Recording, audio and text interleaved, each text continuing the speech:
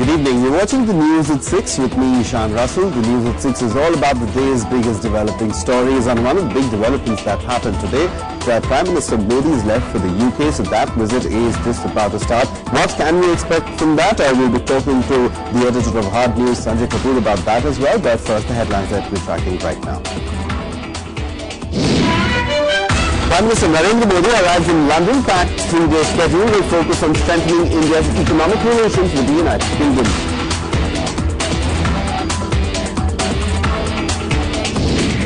All eyes on Modi's lunch with Queen Elizabeth at Buckingham Palace and address to the Indian community at Wembley. Mass rally and fireworks display lined up for the event.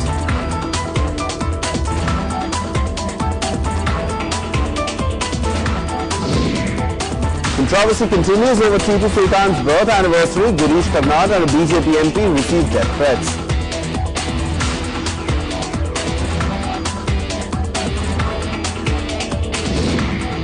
And European Union leaders meet at the Malta summit on the migrant crisis, discuss cash aid and temporary border checks to stem the flow.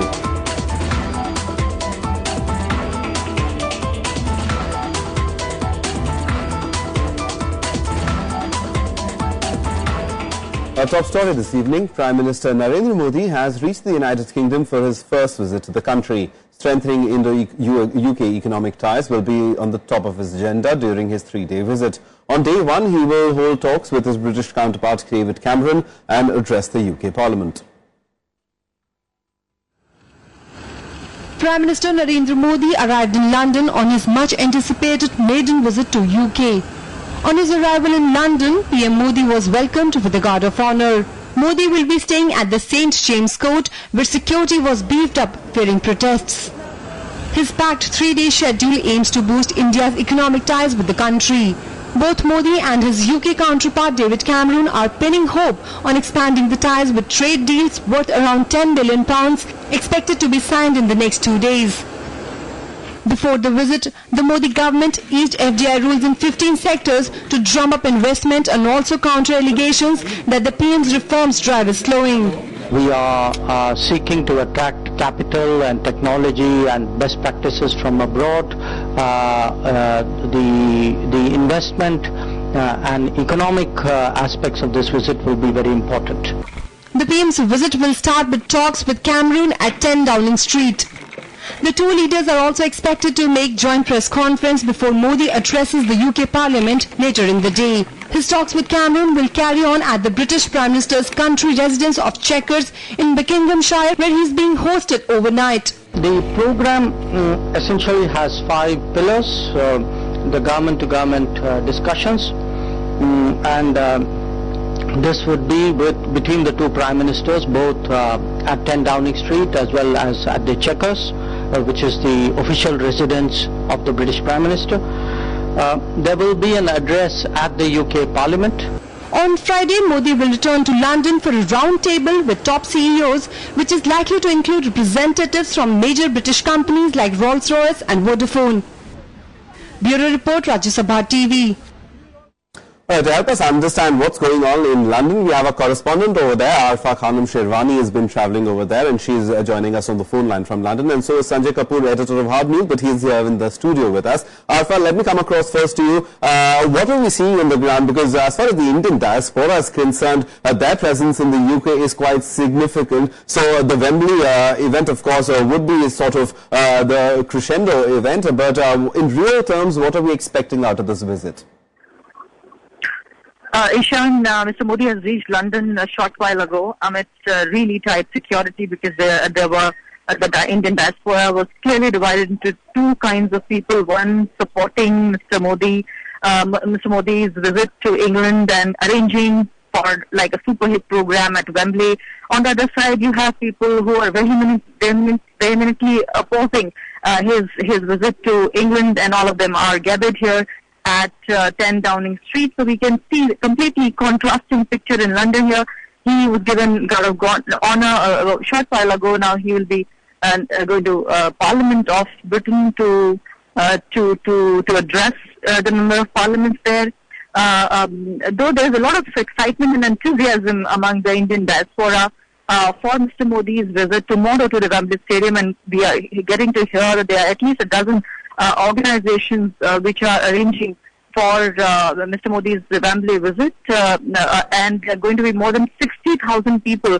Remember, the Madison Square Garden address had only 18,000. It made huge news headlines, but now this is going to be more than 60,000 people going to attend it. But at the same time, I would like to remind you that even the protesters are also speaking in high decibels. You can't really undermine that there's no protest in London. Maybe what Mr. Modi had faced in America, he's going to face it here, maybe double or triple in size and in decibels. All right, very quickly, Alpha, also, if you could just understand, as far as the outcomes of this particular visit and this engagement with the UK are concerned, what is India looking forward to? Well, Ishan, this visit is going to be completely a business-oriented visit of Prime Minister Modi. We are aware that there's going to be $1 billion trade both the countries are aiming to achieve. In fact, the defense deal is making headlines that India is going to, they are defense partners already, but then this is going to be on a... We seem to have lost that audio connection with Arfa over there. We'll try to re-establish that. Arfa, of course, talking about the primacy of the economic ties between the two countries. That would take center stage, while the protests as well as the support is being drummed up for Prime Minister Modi's visit over there in the UK. Sanjay Kapoor, editor of Hard News, is with us in the studio. Sanjay, as far as Prime Minister Modi's visit goes, this would be perhaps one of those visits that would really see a lot of engagement with the diaspora. But as a correspondent was also pointing out over there are protests. So in terms of the takeaways, those would become really important, because as far as the theatrics are concerned, they would be there on both sides. You know, Prime Minister Modi is visiting London at the time when he's been badly bruised after the Bihar elections. So there too, it is not going to be an easy visit, because for quite a while there's been growing opposition to Mr. Modi's government's relative, the entire perception that has been created of intolerance.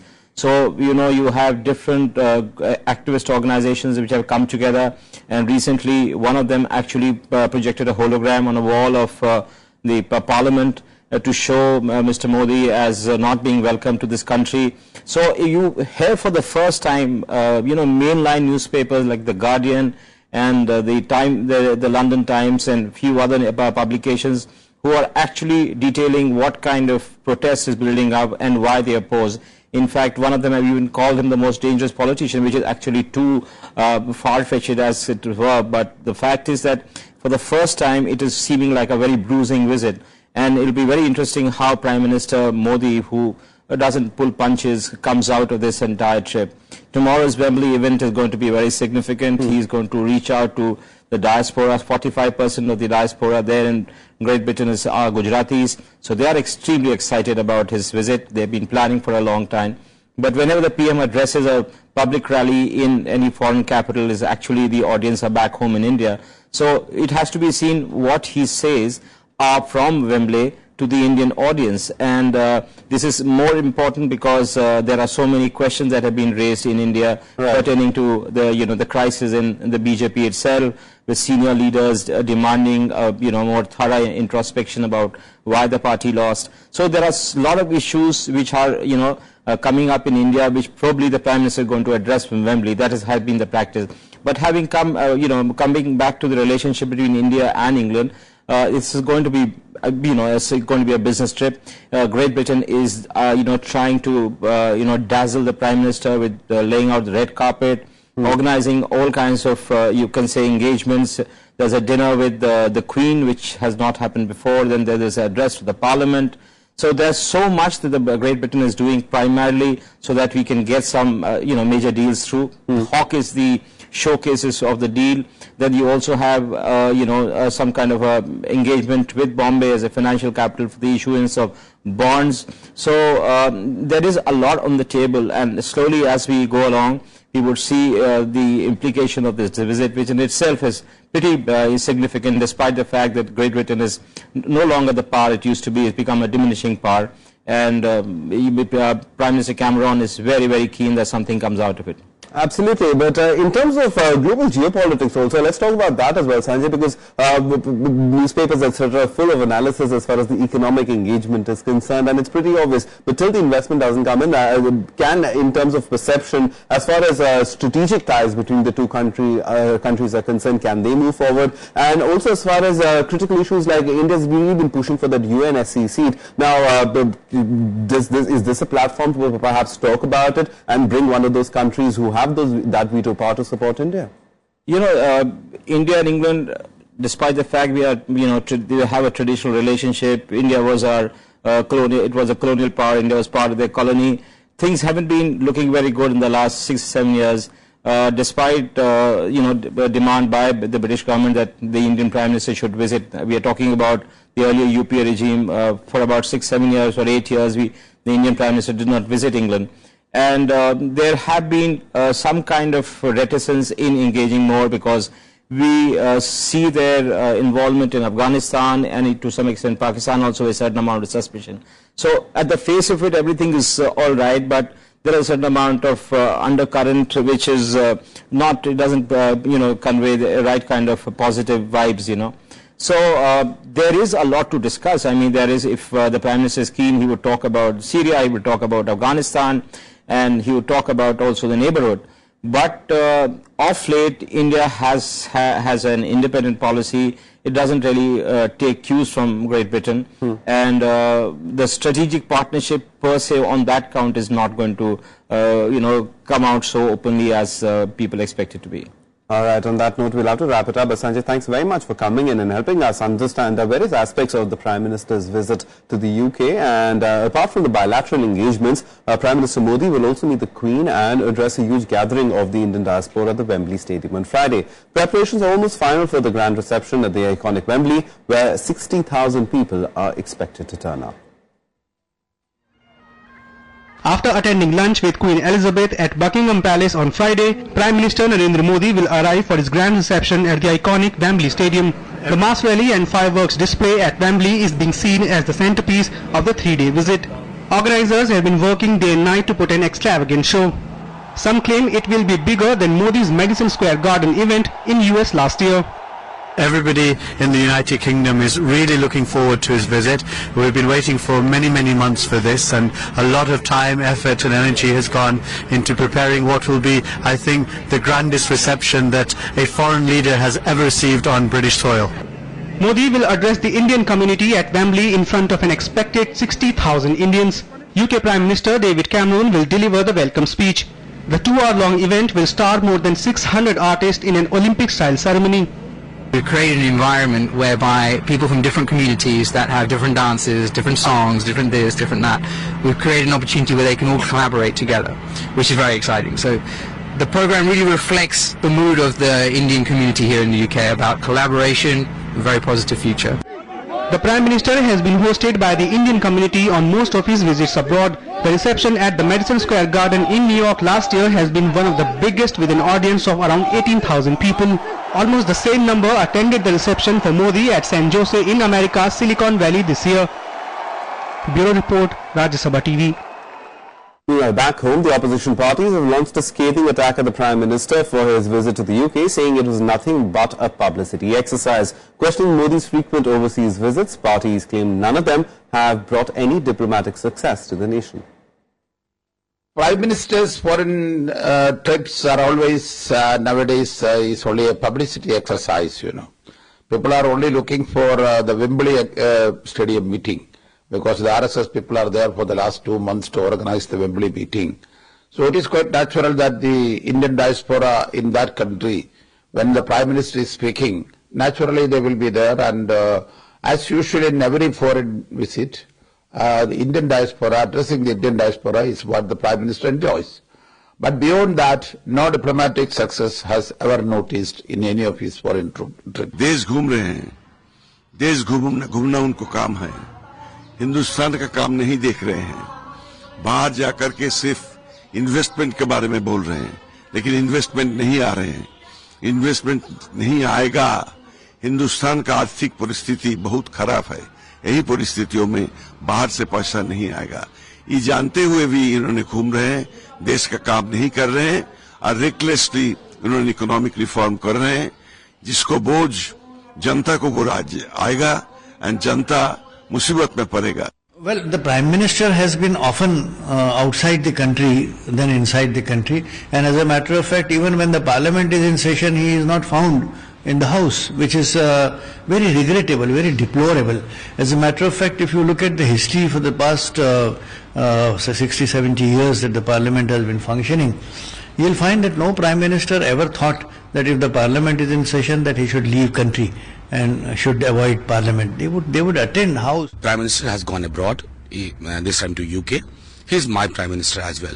I'll only expect him not to speak low of his predecessors, not to denigrate the past of India, what we have achieved, not to mention that as if nothing existed in India before his arrival, because India has a long history, Indian parliamentary democracy has a long history. He's just a point which he's just a person who emerged in 2014. So his habit of speaking low of what happened before him, I think this time he should not repeat that. Time for a very quick break. On the other side, Ulfa leader Anup Chetty has been arrested and remanded to 6-day CBI custody. More than that after the break.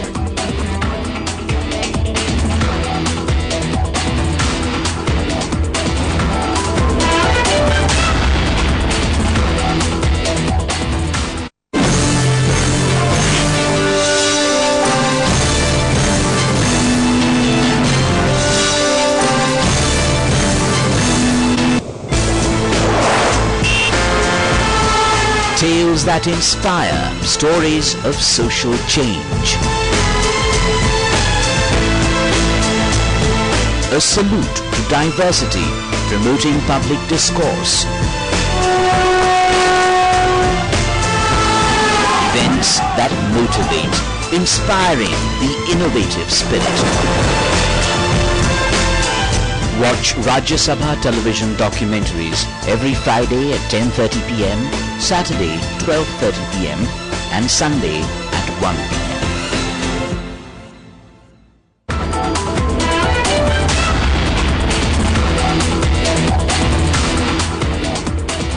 Welcome back. You're watching the news at 6. Now, after clashes over Tipu Sultan's birth anniversary celebrations, Jnanpith awardee Girish Karnat and BJP MP Pratap Simha have allegedly received death threats for their remarks.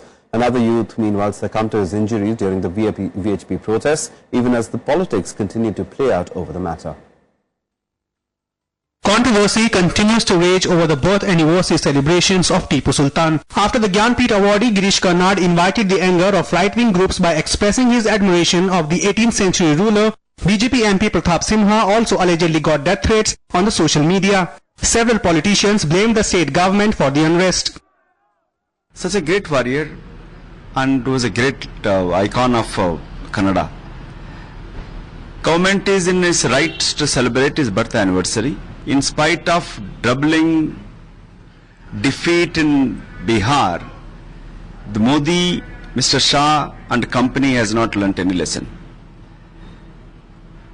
In Bihar, they've started in the name of development and came down to divisive politics, communal politics. People have lost their life, people are receiving threat calls.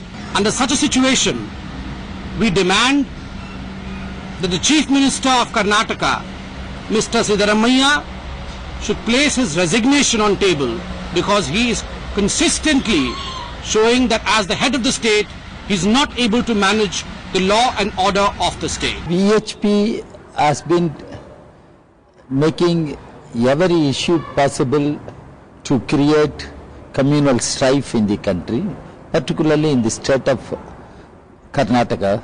Their creative writers, artists, scholars are being intimidated. Security was increased at the residence of Karnad. Kodagu MP Simha also approached the Mysuru police for security. Karnad said he apologizes if anybody has been hurt by his views. It's our responsibility, being celebrities, that we should know whose name should be taken, whom we should talk about. People like Tipu Sultan, you want his name to be renamed as the airport. I think it's not in good taste. At the Tipu Jayanti event organized by the state government in Bengaluru, Karnat said the city airport should have been named after Tipu Sultan rather than the city's founder Kempe Gowda. BJP and VHP staged demonstrations in Karnataka against the celebrations. Meanwhile, the toll in the clashes that took place in Madikeri climbed to 2 after a 26-year-old succumbed to bullet injuries in Mysore. A VHP sympathizer had earlier died during the clashes on Tuesday. Bureau Report, Rajya Sabha TV. Let's now get you some more updates from around the country and nationwide. Assam Chief Minister Tarun Gogoi on Wednesday demanded that the centre hand over Ulfa General Secretary Amit Sethi to the police. He was formally arrested today and remanded to 6-day CBI custody for further questioning. He was handed over to India on Wednesday by Bangladesh. The Bharatiya Mazdoor Sangh strongly opposed the government's decision to allow FDI in retail and defence sectors. The Sangh wrote to the Prime Minister seeking a review of the move. They also threatened to take their protest to the streets if the government did not initiate a discussion. Chief Minister Arvind Kejriwal today formed a 2-member committee to probe alleged corruption in the Delhi and District Cricket Association. The move comes days after the government received complaints about irregularities in the DDCA. The committee will submit its report within 48 hours.